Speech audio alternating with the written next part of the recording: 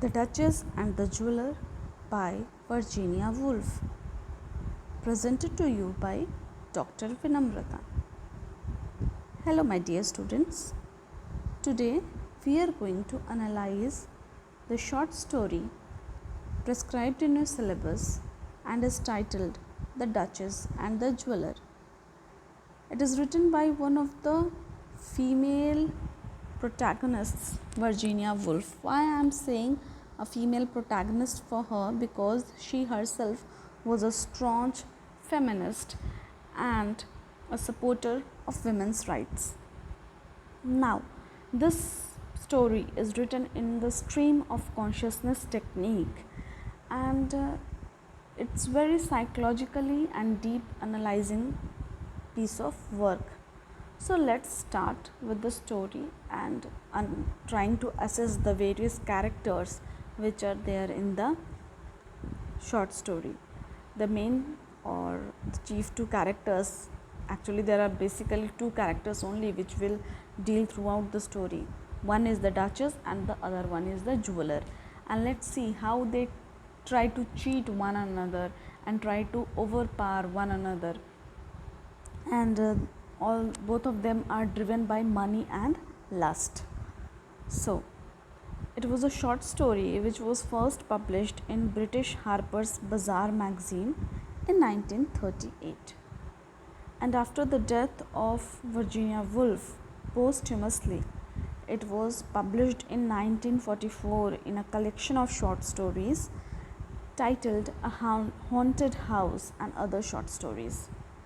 The story is written in stream of consciousness technique, and the plot of the story revolves around a jeweler and a duchess. The story talks about a wicked jeweler and how people manipulate each other and try to deceive one another for their own gain, and that too without any regret. So first let's understand what is stream of consciousness. This term was first used by William James in his Principles of Psychology in 1890. The greatest practitioners of this stream of consciousness style are James Joyce, Virginia Woolf, Michael Proust, and other such writers. Basically, many writers from the Bloomsbury group. Virginia Woolf was one of the members of the Bloomsbury group. Now, what is basically that happens in this stream of consciousness technique? In the stream of consciousness technique, there is a kind of narration which keeps on going in the mind of the protagonist, and he keeps in a continuous dialogue with his inner self. There is always a talking going on. He keeps on thinking, and through that thought process, whatever he is thinking, his mind is revealed to the viewers. Now the style. This technique deals with the thought process of the protagonist. It probes into the psychology of an individual, expressed through interior monologue of the protagonist. Interior monologue means the protagonist is talking to himself. There is a kind of dialogue going between the protagonist and his own inner self, his own inner conscious. Now coming to the plot of this story. The main protagonist, the jeweler, whose name is Oliver Bacon, he is the richest jeweler in England. Once there was a time when he was poor and a street urchin. He used to sell stolen dogs and cheap watches to wealthy women at higher price, and in that way he made lot of money, all through black marketing and doing this and that small stuffs.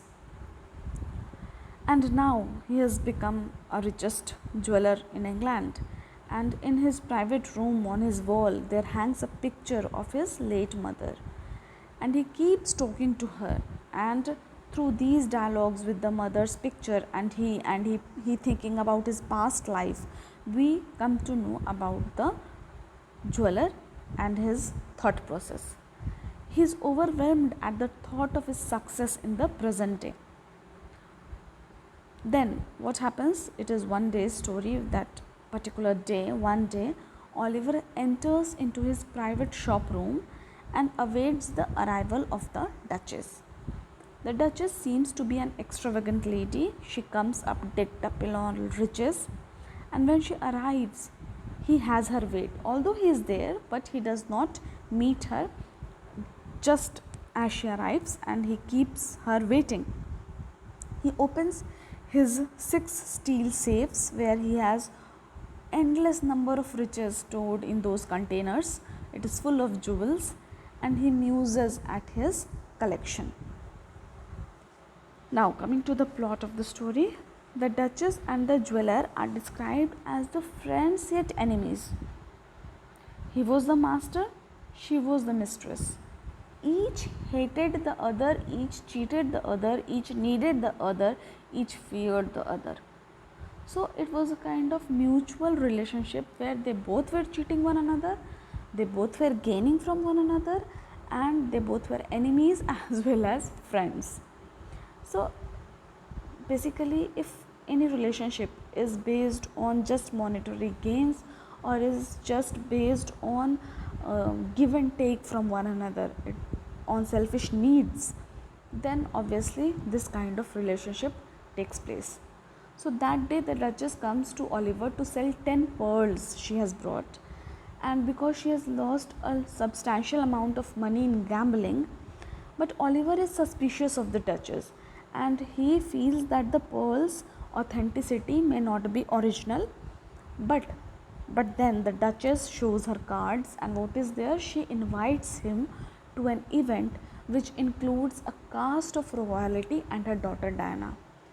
So as soon as she mentions the name of her daughter being there, at the mention of the daughter's name, Oliver is persuaded to write a check to her. So you see what kind of relationship it is. The mother is putting forward her daughter because of the money, to extract money from the jeweler.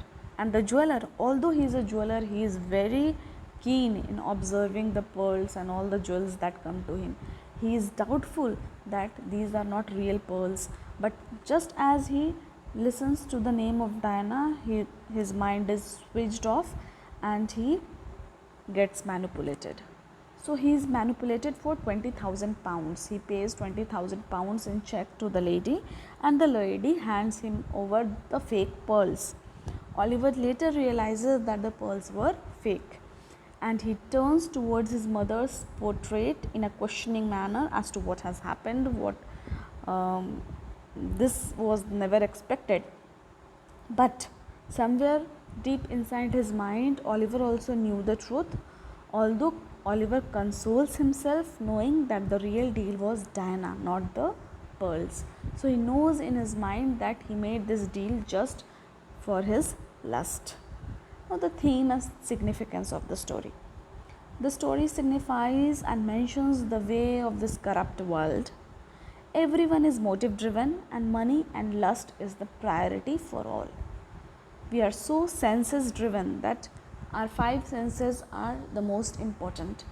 Everything else becomes secondary. Basically, morality is always secondary in this fake world. The jeweler, although so shrewd, goes amiss by the mention of Diana's name and is driven by lust, whereas the Duchess, on the contrary, manipulates the jeweler by the use of a daughter. She is money driven. The character and morality has no place in this society where corruption prevails. And this story is an attack on the deteriorating society today. In this modern world, or we can say post-modern world, where everything is fabricated and we are living a virtual reality. So that was all about this story. Thank you.